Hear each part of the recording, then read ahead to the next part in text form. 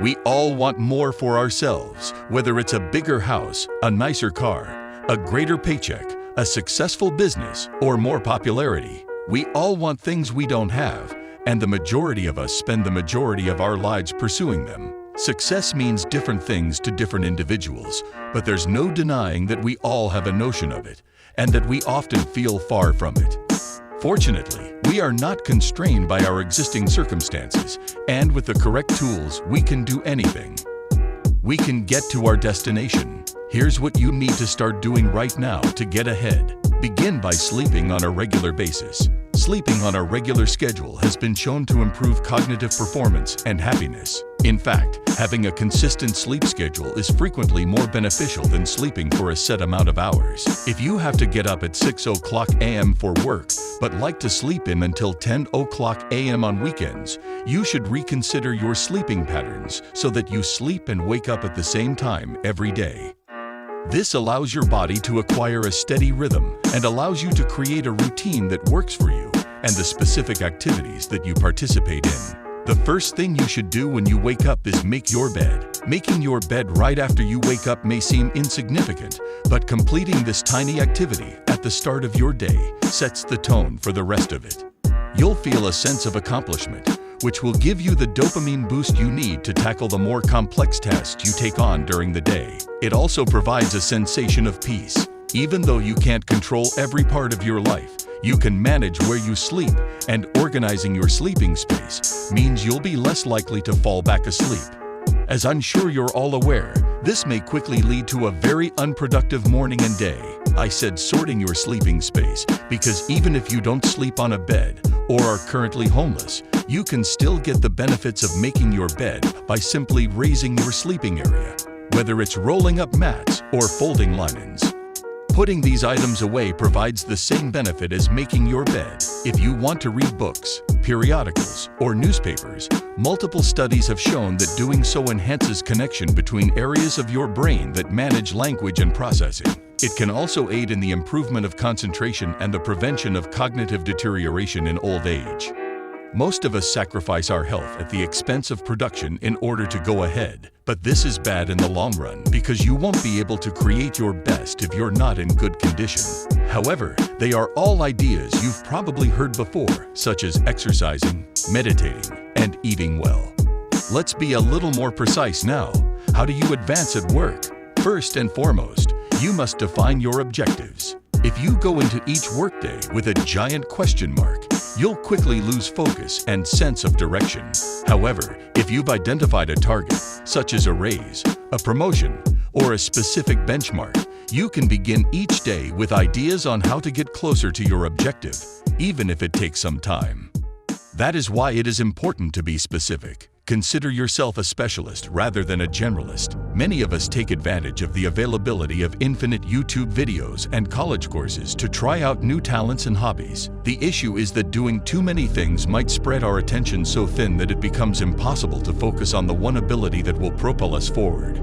Instead, being a specialist, particularly in your field, increases your chances of developing an amazing skill set that will set you apart in today's competitive labor market. Of course, having hobbies and interests is necessary for achieving a good work-life balance.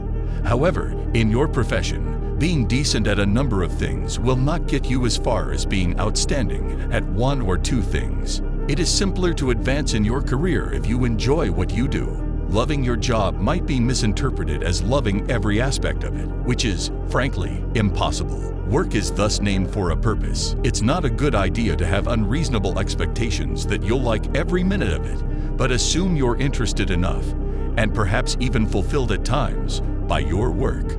In such a situation, you're more inclined to push yourself further, enjoy learning new skills, and approach obstacles with positivity rather than negative. When you become exceptionally skilled in your work, you'll quickly realize that your abilities are limited. You must begin promoting yourself in order to advance. Self-promotion has a negative reputation, but if you've worked hard to become a better employee, supervisor, or creative thinker, you deserve to brag about it. Making others aware of your accomplishments might also help you break through your plateau and keep going forward. And having the appropriate people around you is critical when you do. According to Stanford Graduate School of Business professor Bob Sutton, your manager might have a greater impact on your satisfaction and performance than the organization you work for. So, wherever possible, choose to work with folks who are fast to offer assistance when needed. One thing to remember is that if your managers or coworkers are there to help you, you must also help them. It's not so horrible to be loved by your coworkers and to be liked by them back. You don't need the harsh exterior that has long ruled supreme in the job. Building walls will isolate you from possibilities and, more crucially, connections. Anyone in any sector will tell you that relationships are the most important aspect of a successful job. How do you foster relationships? Network.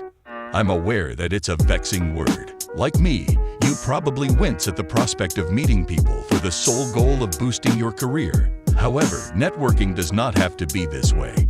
Consider all of the folks you've worked with. Although you did not become friends with them, you did learn about their imaginative, motivated, and creative sides. If they required a recommendation, I would not gladly provide one. Exactly. Meaningful networking does not have to seem forced. It is the development of true relationships with people who understand your work and are likely to assist you in the future. As your network grows, you may begin to compare yourself to others, but you should avoid doing so because comparison steals joy. Sometimes the greatest way to get ahead is to remove what you want from the equation.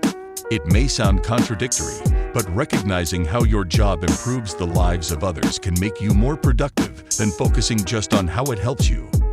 Adam Grant is a well-known organizational psychologist who examines human behavior and assists people in finding meaning and motivation in their life. Particularly in the workplace, he brought in a student who had been awarded a scholarship from his travel guide company to meet his colleagues in one of his early jobs selling ads for a travel guide series. Following the meeting with the student, the entire company's personnel spent 142% more time on the phone and generated 171% more money using the same sales scripts as before. Even while the content of their sales pitch remained the same, simply seeing someone who had been positively touched by their job pushed them to perform better, both consciously and subconsciously. So, rather than worrying about what others can do to help you move ahead, flip the switch and start thinking about what you can do for others.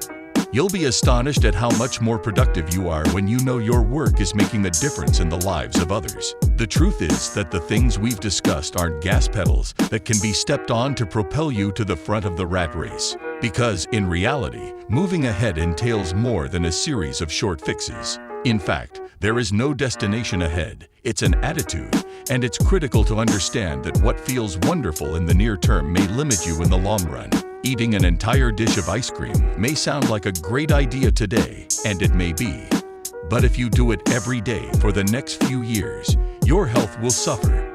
Career advancement is the same. Avoiding conflict or taking shortcuts may feel good, but you may lose learning chances. Wisdom and patience are also needed.